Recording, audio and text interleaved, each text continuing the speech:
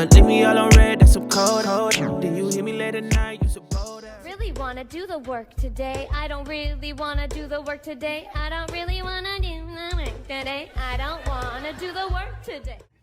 Hey guys, welcome back to my channel. This is Easily Deceived, Uncomfortable Conversations in the Car, and I am your host, Mikey. Welcome back to everyone that has been following me. I really appreciate it. My subscribers are growing, my viewers are growing, so I definitely want to thank you for that. If you haven't been following me from the beginning, I want to say welcome back. I appreciate you as well. So these videos, this channel was basically started because I have a lot of things that I have on my mind, a lot of thoughts that I have when I'm in the car by myself driving. So I thought I would share these thoughts with you. Some of them you may agree with, some of them you may not, but hopefully that they will motivate you, inspire you, or at least you'll be able to share my videos with someone that it may help, right? So today's video, I actually was going to make it last night when I got off of my second job, but it was a little late. So I said, I'm going to make it first thing this morning because this is something that needs to be said. So let's get into today's video. All right. So we are all working Americans. I don't believe any of us were born wealthy. So we all have to work to earn a living. And we all have jobs. Some of us have jobs that we enjoy. Some of us have jobs that we don't enjoy. Some of us work for a corporation. Some of us work for ourselves. So this message is for the people that work for a company that they hate, okay? Last night, while I was at work, I had at least, I'd say 7 to 10 employees walk up to me and tell me how much they hated their job. First off, I am not the complaint department, okay? That is not my job. I understand, but I don't want to hear it all the time. At least 7 to 10 people last night. I don't know if the company is changing policies and people are upset. I don't know what it is because I don't work for the company. But I wanted to say this. I wanted to kind of put it in a different perspective for you. For those that like to complain about their job all the time and you're just absolutely miserable at that job, you hate that job, you hate management, you hate your coworkers, you hate the customers, you just hate everything. Let me put it in perspective for you. There was a day that you woke up and you either got on your phone, on your computer, your laptop, or even maybe a newspaper, and you went to either Indeed.com, Monster.com, Job.com, Gig.com. You went to a .com and you were looking for a job. For whatever reason, you were looking for employment. And you scrolled and you found something that was hiring. You said to yourself, I could probably do this job. And then you found out how much they were paying. And you said, I maybe can afford to live a certain lifestyle with this money that they're going to pay me. So you decided to contact this said job and set up an interview. Okay. They called you back and said, you know what, we would definitely like for you to come in for an interview. How does 4 o'clock on Tuesday sound? You thought about it. You said, do I have anything else that I need to do on Tuesday at 4 o'clock? You said, no, I'm available. 4 o'clock on Tuesday, I will see you. And then you got to thinking, well, do I have anything to wear to this interview? Do I have any business casual clothes or do I have any interview clothes? And then you went out and probably bought you something to wear for the interview because you just didn't have anything in your closet that you thought would be good enough for this interview. So you went out and got your new interview outfit and you Set your alarm clock on Monday night so you make sure you wake up bright and early on Tuesday so you can get ready for your day and, you know, make sure that nothing stopped you from going to your interview at 4 o'clock. So Tuesday came. You told all your friends and family, hey, I got an interview today at 4 o'clock. You were very excited. So 3 o'clock, you're on your way to your interview. You're driving to that interview, and it may have been, you know, miles away from your home, but you gassed up your car and you went to that interview anyway. You pull up, you go in, you wait. They call you back to the office for your interview. You're nervous, but you're excited. You go in, they ask you a series of questions. You answer those questions to the best of your ability. Some of them you even may have lied about because you really want this job. So they thanked you for coming in for the interview. They said they would be in touch. You leave the interview, you go home, and you're like, man, I wonder if I nailed it. I wonder if I'm going to get the job. You're a little scared because you didn't know if you answered the questions correctly. But you hope you did because you want this job. They told you all the benefits, all the perks that you would get with being an employee of this company. And you were excited. So you go home. Couple days pass by and you're a little nervous. You haven't heard anything from the job interview, the company.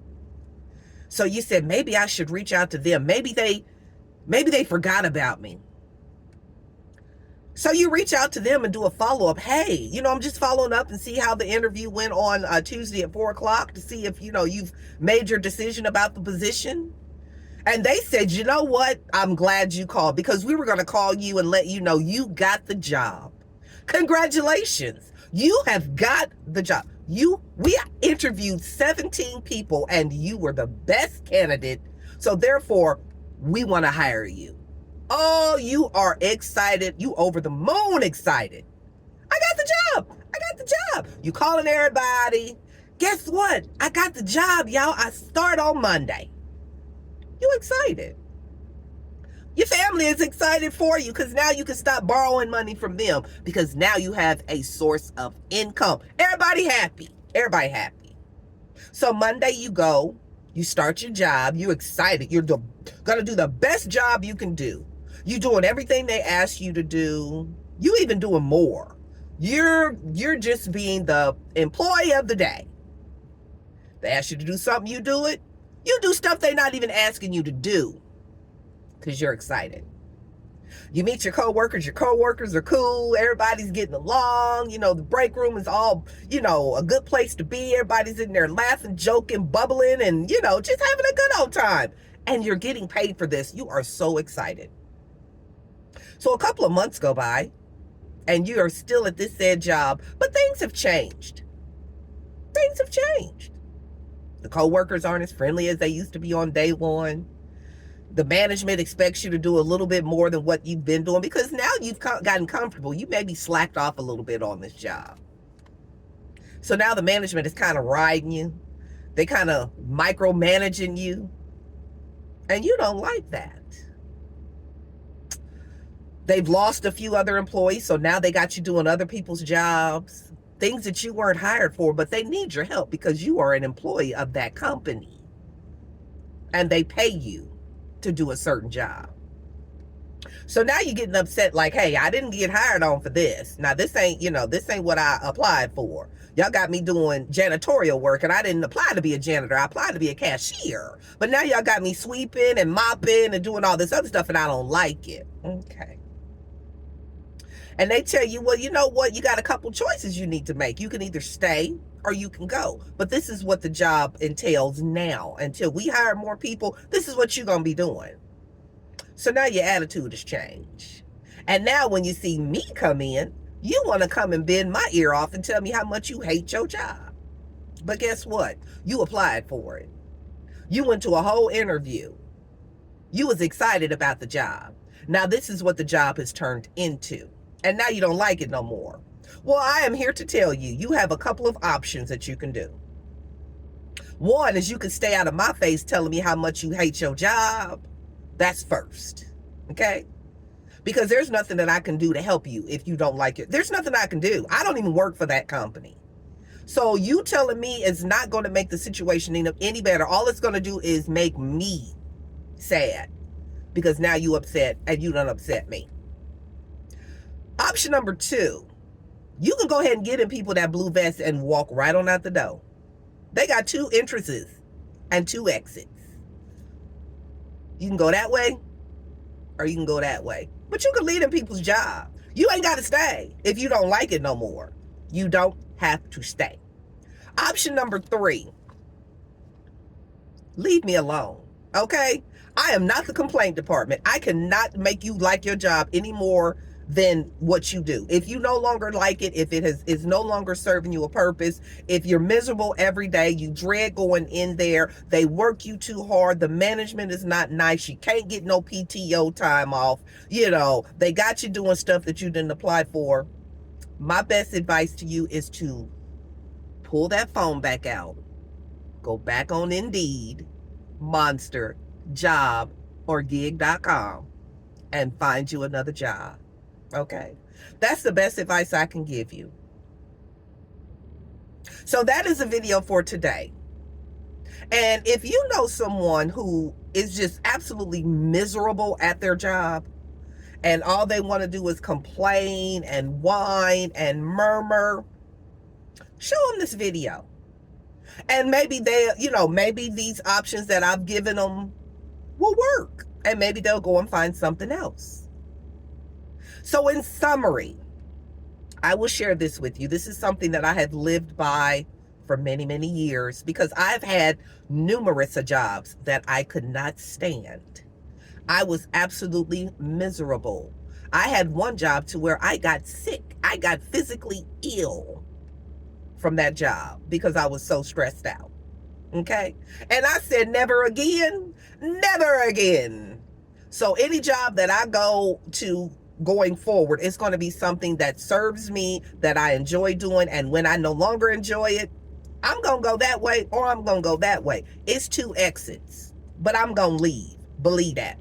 So in summary, here's the best advice that I can give you, something that I have lived by for years, and it's working well for me.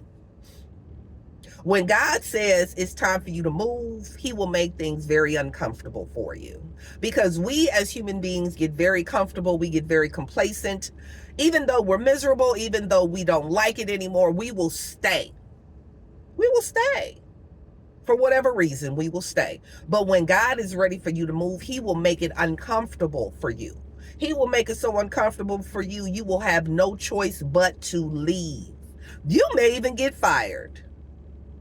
That being fired is not necessarily a bad thing. That's just God's way of letting you know it was time for you to go and he got something else for you, okay?